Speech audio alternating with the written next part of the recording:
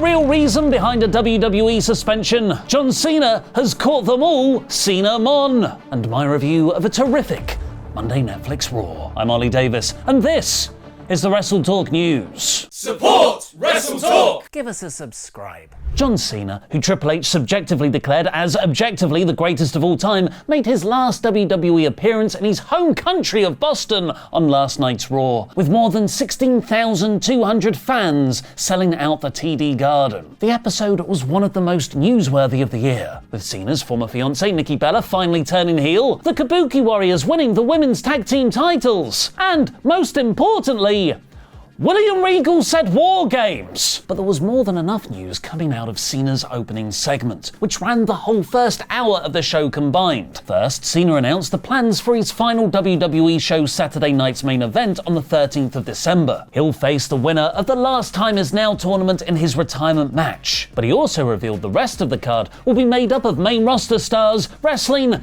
NXT stars in a series of exhibition matches, where, I'm assuming, every NXT wrestler will be squashed in honor of Cena beating the Nexus at SummerSlam 2010. According to Brian Alvarez, this is one of the few ideas that Cena proposed himself. While the heel-turn Travis Scott Association and Logan Paul matches were all reportedly pitched to Cena by WWE during his retirement year, and Cena, being a good soldier, did the best he could with it, featuring NXT wrestlers on his final show was something Cena wanted. Apparently, he loved his time at the WWE Performance Center, which he visited twice last month. NXT's Siobhan Evans has even been announced for Cena's Last Time Is Now tournament. He'll be facing Gunther in the first round, though, who is reportedly planned to be the overall winner. But there will be surprises. LA Knight's first round match on Friday's SmackDown and Solo Sikoa's bout next Monday have both been announced as against mystery opponents. There's speculation one of them could be a debuting Oba Femi, who lost his NXT championship to Ricky Saints in September. If Cena really was impressed by his visits to NXT, he has a chance to handpick someone like Femi to cement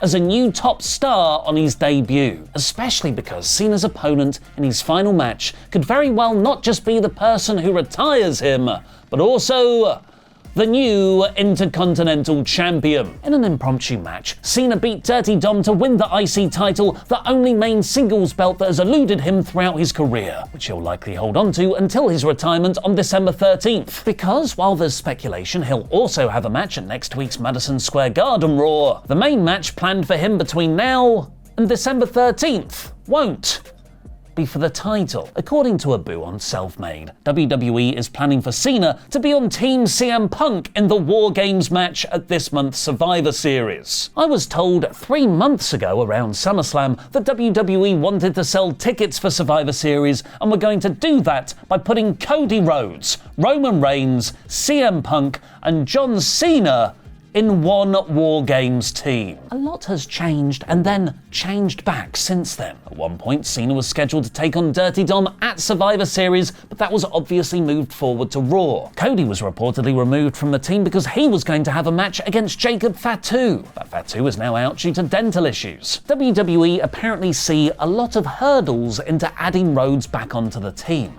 as he'll likely be alongside Reigns, which somebody in WWE management reportedly doesn't want, as it'll tease a match they currently don't intend on delivering soon. And Seth Rollins was supposed to be the leader of the heel group, but he got injured. Nevertheless, as of Monday morning, Cena was reportedly added back into the babyface War Games team. But chuck all that creative in the bin, because Sheamus just spoke in pure dates. Sheamus defeats Cena, becomes WWE Champion December 13th, 2009. Sheamus defeats Cena, his final match ever, December 13th, 2025. Recycle emoji. Usually around this time of year, WWE just randomly add Drew McIntyre. He randomly teamed with the Brawling Brutes and Kevin Owens in 2022. And the heel team was Judgment Day and random Drew McIntyre in War Games 2023. But on the 7th of November episode of SmackDown, McIntyre found himself kayfabe indefinitely suspended by WWE when he took out a referee with a claymore because he feels like he keeps getting screwed in title matches. According to the Wrestling Observer, this is because Drew needed to be written off TV as he's taking time off to film a movie. This is likely to be the remake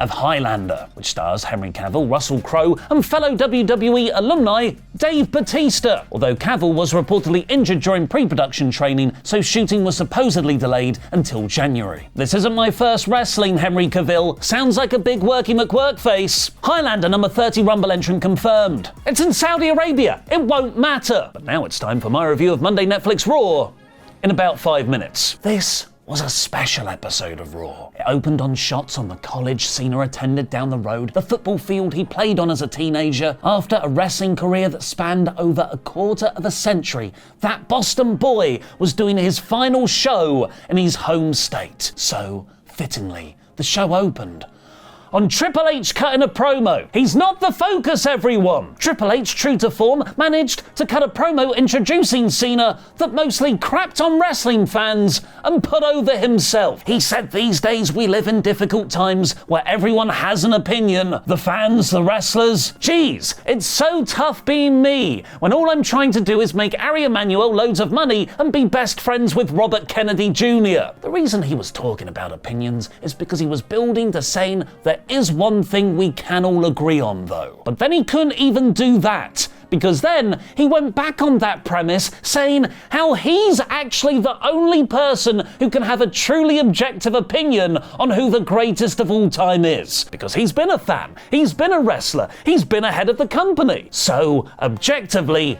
Triple H has the best opinion on wrestling. And, in his objective view, he said the word objectively 3 different times I counted, he subjectively believes John Cena is the greatest of all time. Oh yeah, it's John Cena. This was all to introduce John Cena. From then on, though, this was fantastic. Cena said how he wants to leave this place better than when he found it, which was when he announced NXT wrestlers for the Saturday night's main event show. He was putting over Boston when Dominic Mysterio brilliantly interrupted him. Since his IC title win at WrestleMania, the crowd have cheered Dom against mostly all faces, even his own beloved father, Rey Mysterio, last week. But everyone understood the assignment here. Dom was perfect as the disrespecting young punk, so the crowd booed him heavily and cheered Cena in pursuit of the only main title he's never won. No, not the national championship we all know and love. Remember that Nikita Koloff and Wahoo McDaniel match? The Intercontinental Championship. Cena said, fine speech. He said the thing, and Triple H booked it for right now. It was the classic Cena match. He sold like he was dead for most of it, and then suddenly came back showing no signs of fatigue or injury. Dom exposed the turnbuckle. He did a fake cell steel chair spot, where Cena sold it too, giving the most charming of winks. Ref bump, visual pin, a new ref runs down. But Dirty Dom hit a frog splash for Cena to roll through into an AA, a reversal which makes no sense, to win. Fittingly, Cena beat a promising young star, and he didn't sell anything in the post-match celebration. But that's the Cena-hating 2010 fan in me. Really, this was a great opening hour to the show, and a fantastic moment for Cena's Play the Hits retirement tour. The only shame is that it has been a tour of moments. Dom has held the belt for almost half a year, and it ended with no actual storyline build. I assume it was meant to have one, building to Survivor Series, but it was moved forward to get Cena into the War Games match. Rusev then beat Damian Priest pretty easily, barely an inconvenience in the first match of the Last Time Is Now tournament, thanks to Priest's injured eye courtesy of Aleister Black. Maxine Dupree confirmed to Adam Pearce she's ready to face Becky Lynch for the women's IC title next week. Becky attacked her afterwards, where she must have been standing right there next to the camera. CM Punk called out Logan Paul for attacking him on the previous Raw. Punk showed great fire, but WWE never feel like they let their wrestlers go full shoot on Paul, which is a shame, as Punk properly destroying Logan on the mic is the main selling point of a feud between them. Logan came out and said he's been punched in the face by Floyd Mayweather Jr., but that was nothing compared to taking a tsunami from Bronson Reed. Then why, I ask, is he not selling it? He said it scared him so much he had to join the Vision. This brought out Heyman, Breakker and Reed, which brought out Jey Uso and Cody Rhodes to back up Punk for a brawl. Later on backstage, Punk confirmed the obvious when he got William Regal to say, War Games.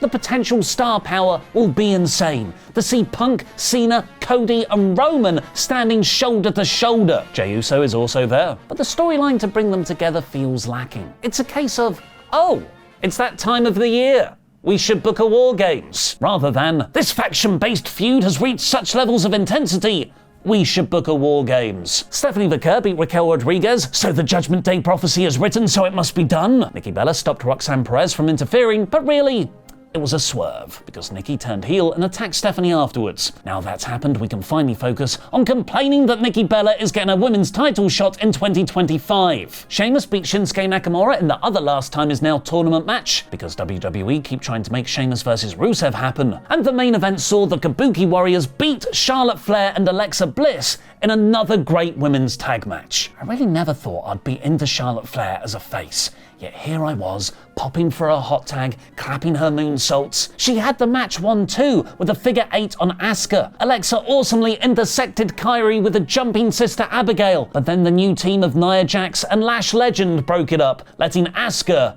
win the match and the belts. Nia, Lash, and the Kabuki Warriors joined forces to beat up the faces. Io Sky and Rhea Ripley came down for the save, in a story that's been building steadily for several months, to announce War Games. I think it could steal the show. This week's Raw is 88%. But never mind Survivor Series, what about SummerSlam? The brand new episode of Monday Night War is up right now for you to watch on Parts Unknown, where it's me versus Luke versus Dan at SummerSlam.